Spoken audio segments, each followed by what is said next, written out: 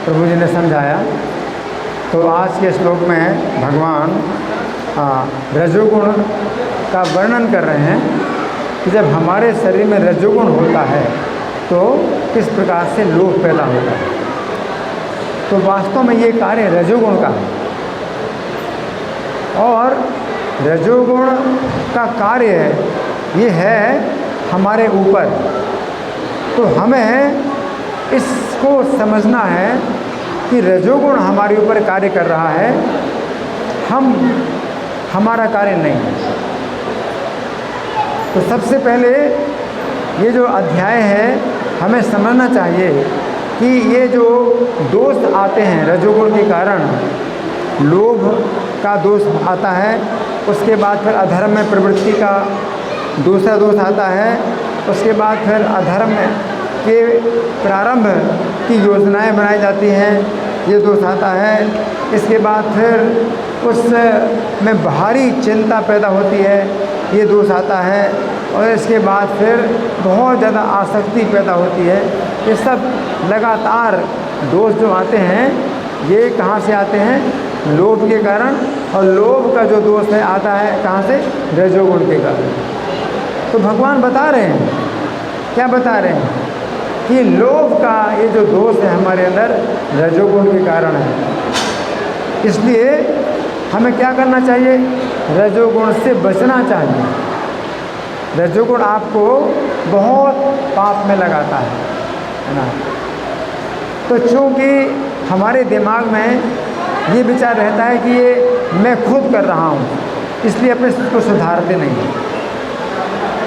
जब हमारे दिमाग में ये विचार आता है कि मैं खुद ही कर रहा हूँ ये कार्य, तो हम अपने को सुधारते नहीं। जब हमें समझाया जाता है कि ये वास्तव में हम कार्य नहीं कर रहे हैं, रजोगुण हमसे कार्य करा रहा है, तो फिर आप सोचेंगे कि ये मुझसे काम क्यों करा रहा है, ये गलत काम मैं करना नहीं चाहता हूँ, ये क्यों करा रहा है, तो मुझे इससे कैसे बचना है, कैसे छूटना है, आप समझोगे। भगवत गीता इसलिए बहुत गहराई से हमें समझाती है कि दोष ये हमारा नहीं है, हमारे अंदर ये दोष नहीं है, ये दोष तो रजोगुण पैदा करता है। तो क्यों पैदा करता है? रजोगुण हमारे अंदर ये दोष पैदा करता है, लोभ का दोष पैदा करता है। ये शत्रु है हमारा और इस शत्रु को हमें मारना है। भगवान ने बताया गीता में, शत्रु है उसको हमें मारना है, क्योंकि ये हमसे गलत काम करा रहा है। तो ऐसा कोई सोचता नहीं, इसलिए आपके अंदर लोभ होता है, आप चोरी करते हैं, कुछ करते हैं, तो इसको आप अपना कर्म समझ करके आप जो है उसमें लगे रहते हैं कि ये मैं ही कर रहा हूँ। वास्तव में आप नहीं कर रहे हैं, रजोगुण आपसे करा रहा है। रजोगुण जो है आपके ऊपर हावी है, इससे आप कैसे बचें, कैसे छूटें, ये बात जो है विचार करने की है। तो देखिए लोभ के कारण कितना अनर्थ होता है, कितना अनर्थ होता है कि व्यक्ति पैसा जमा कर रहा है, इकट्ठा करता जा रहा है और उसको सब छोड़ना पड़ता है। जैसे मधुमक्खी होती है, मधुमक्खी वो क्या करती है, कहाँ से फूलों का शहद ला करके इकट्ठा करती है, कितना परिश्रम करती है, कितनी दूर दूर जा कर के फूलों का शहद ला करके इकट्ठा करती है, और वो सब का सब जो शहद है एक दूसरा व्यक्ति जो है फिर क्या करता है, निकाल लेता है। तो लोभ का मतलब क्या है? आप खुद उसका भोग नहीं कर रहे हैं, उसका सही उपयोग नहीं कर रहे हैं, आप इकट्ठा करते जा रहे हैं, इकट्ठा करते जा रहे हैं। कोई दूसरा व्यक्ति जो है वो निकाल लेगा, ले लेगा, और आपको जो है निराशा, चिंता और तनाव ये सब पैदा हो गया। ब्रह्म ये कौन सा पुराण है?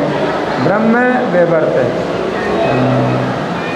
एक दूसरा पुराण है। एक पुराण में कथा आती है एक ब्राह्मण की, तो जो ब्राह्मण था कदर्य, कदर्य ब्राह्मण की कथा आती है ना। कदर्य ब्राह्मण की कथा आती है, तो वो जो है अपने को बड़ा निर्धन बताता था कि मुझको जो है कुछ धन दे दे, कोई मुझको धन दे दे, कोई मुझको धन दे दे, और हमेशा धन मांगता रहता था और अपने घर में गाड़ता जाता था। और लोग जब बोलते थे कि इसके पास बहुत पैसा है, बहुत पैसा है, तो बड़ा चिढ़ता था, बहुत चिढ़ता था, अपने को हमेशा निर्धन बताता था और धन गाड़ता जाता, गाड़ता जा रहा है, गाड़ता जा रहा है। उसने अपनी जो है अपनी सुविधा के लिए, अपने जीवन की सुविधा के लिए उसने धन का बिल्कुल उपयोग नहीं किया और ऐसे ही मतलब धन गाड़ता रहा। और एक बार जो है जंगल के रास्ते में उसको जब मौत आ गई तो उसका क्रियाकर्म करने वाला भी कोई नहीं था। और धन कितना गाड़ा? असीमित धन गाड़ा उसने। लेकिन जब उसकी मौत आई तो एक जंगल में मौत आई, उसकी क्रियाकर्म करने वाला कोई नहीं था। और यमदूत आए उसको पकड़ करके, बांध करके और मारते पीटते उसको नरक में ले गए। अब सोचिए, उसने इतना परिश्रम किया धन इकट्ठा करने में, वो धन जो है वो गड़ा का गड़ा रह गया और उसको जो है नरक में जाना पड़ा, नरक में गया। तो यही मतलब है कि कोई व्यक्ति लोभ के कारण अधर्म करता है। तो इस गीता में अर्जुन कहते हैं यद्यप्येते न पश्यन्ति लोभोपहत चेतसः। अर्जुन कहते हैं कि लोभ से इनका जो चित्त है वो हरण हो गया, लोभ के कारण इनका चित्त हरण हो गया है, इसलिए इनको अब दिखाई नहीं पड़ता, अचेत हो गए। जैसे कोई व्यक्ति अचेत हो जाए तो क्या होता है, वो कुछ नहीं सोच सकता, ना कुछ समझ सकता, अचेत है। तो लोभ के कारण है ये बिल्कुल अचेत हो गए हैं, इसलिए इनको दोष नहीं दिखाई दे रहा है। यद्यप्येते न पश्यन्ति लोभम चेतसा कुलक्षय कृतम दोषम मित्रद्रोहे च पातकम। दो प्रकार के दोष हो रहे हैं, ये दुर्योधन और धृतराष्ट्र, ये लोभ के कारण इनका ऐसा चित्त हरण हो गया है, यानी अचेत हो गए हैं, बेहोश हो गए हैं कि पूरे कुल का जो नाश हो रहा है, कुल का पूरा संहार हो रहा है, उन्हें कुछ उसमें दोष नहीं दिखाई पड़ रहा है।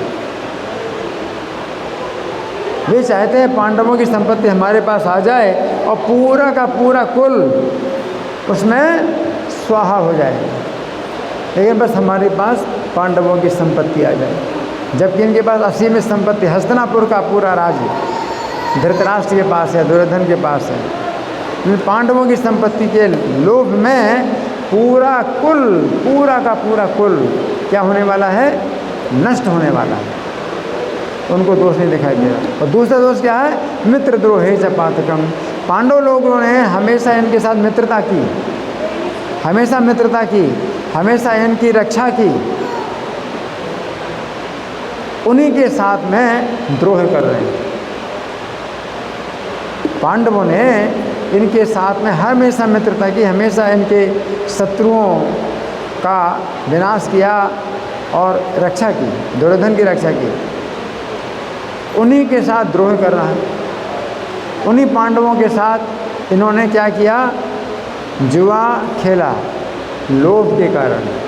और वो जुआ कैसा था, कपट जुआ, जिसमें कि जुआ की कोई बात ही नहीं थी, पूरा का पूरा इनका कपट था कि उसमें पासे जो डाले जाएंगे इनके ही पक्ष में गिरेंगे और बस जीतना ही जीतना है, हारने की कोई संभावना नहीं।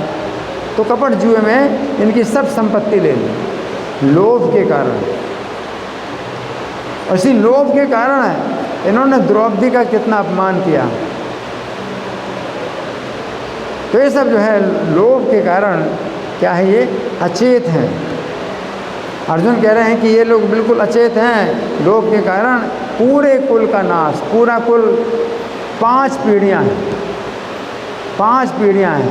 भीष्म पितामह की जो पीढ़ी है वो एक है, फिर उनके नीचे जो धृतराष्ट्र हैं उनके समकालीन दूसरी पीढ़ी है, फिर तीसरी पीढ़ी अर्जुन है और कौरव हैं, तीसरी पीढ़ी है, तो चौथी पीढ़ी अर्जुन के पुत्र हैं, तो वो भी पीढ़ी है। और भीष्म जी के भी जो पिता हैं, तो उनके पिता के समान सोमदत्त जैसे लोग भी हैं। तो 5 की 5 पीढ़ियाँ इस युद्ध में क्या है, मारी जाएंगी। लेकिन इनको क्या चाहिए, बस पांडवों की संपत्ति मिल जाए। पूरा का पूरा कुल चौपट हो रहा है।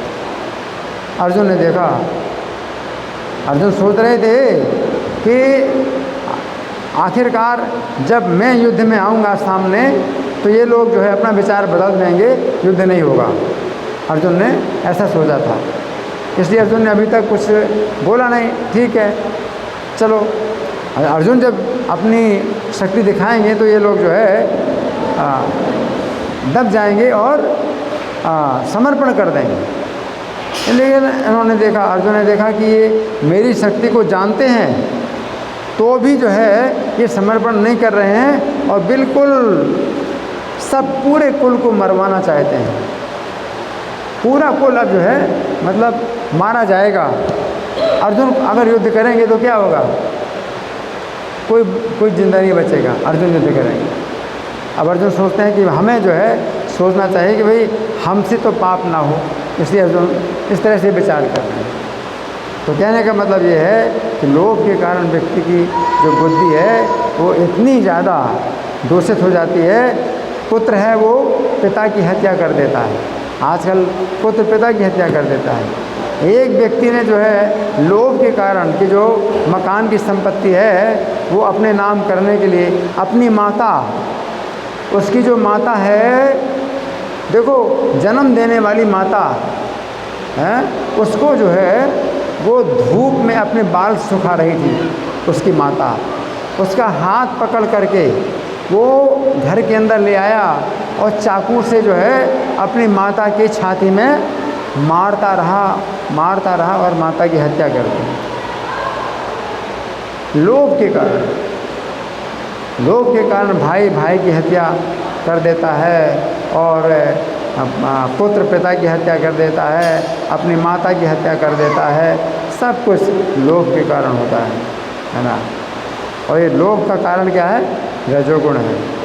तो भगवान यही बता रहे हैं, अगर आप हरे कृष्ण मंत्र का जाप करोगे तो रजोगुण से ही आप छूट जाओ।